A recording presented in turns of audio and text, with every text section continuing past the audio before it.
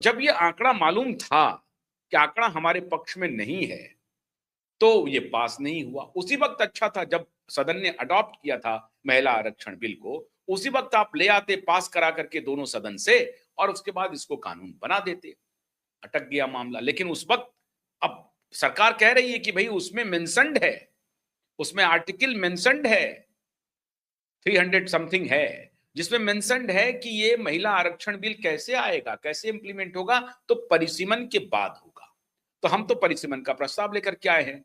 Opposition कह रही है कि आप पर परिसीमन का जो प्रस्ताव लाए, चुपके से ले आए, जैसे कृषि बिल चुपके से ले आए थे। उसी तरीके से अपोजिशन कह रहा है कि नहीं, आप जो है चुपके से ये परिसीमन का बिल ले आए, आपने परिसीमन पर चर्चा नहीं की।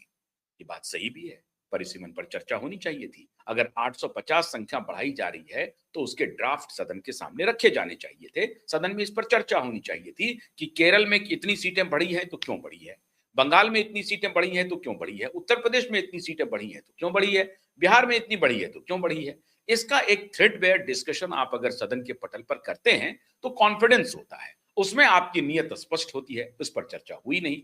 अब इन बारीकियों को वो महिलाएं नहीं समझेंगी। बस मोदी जी ये कह रहे थे कि आप महिलाओं को सदन में आने से रोक रहे हैं, यही बात तो उनको चाहिए, और वही बात हो गई। अब जो लोग कहे थे, जो जादूगर को समझ गए थे, वो जादूगर हैं, ये बात समझा ही नहीं पा रहे हैं जनता को। और जादूगर वाकई में जादूगर निकले। उनको पता था कि ये बाजी चलेंगे, इसे ये जादू समझेगा और हमारा जादू चल जाएगा, और जादू चल गया। नरेंद्र मोदी कल 8:30 बजे रात को प्रधानमंत्री आए, देश को संबोधित किया, और जनता, खासतौर से महिलाएं, उनकी बातों को समझ रही थी।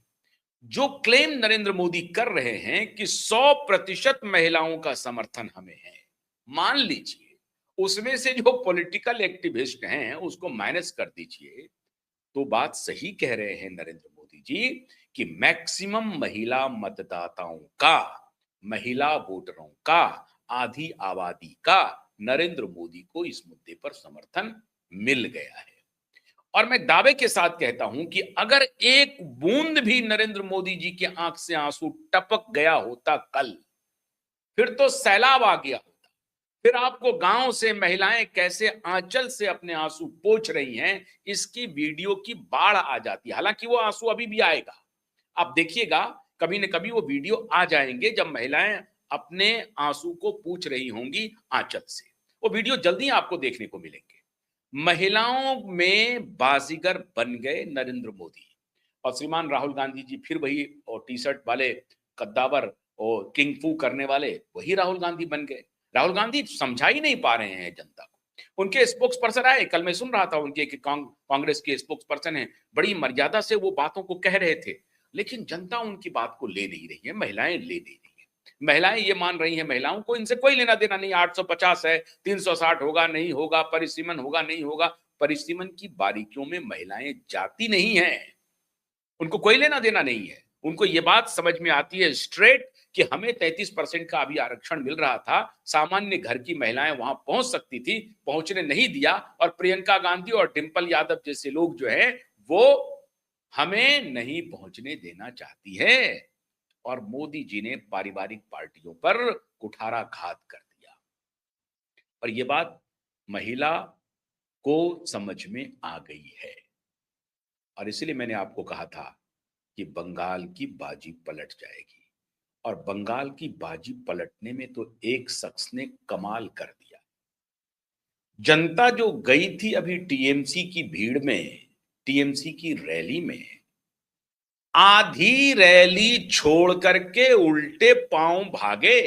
कहां भागे? पता चल गया कि बगल में योगी आदित्यनाथ आ रहे हैं, उनकी रैली है। भगदड़ मच गई टीएमसी की रैली में, भगदड़ मच रही है गांव गांव, शहर शहर में, पश्चिम बंगाल में। किसे देखने के लिए? योगी को देखने के लिए।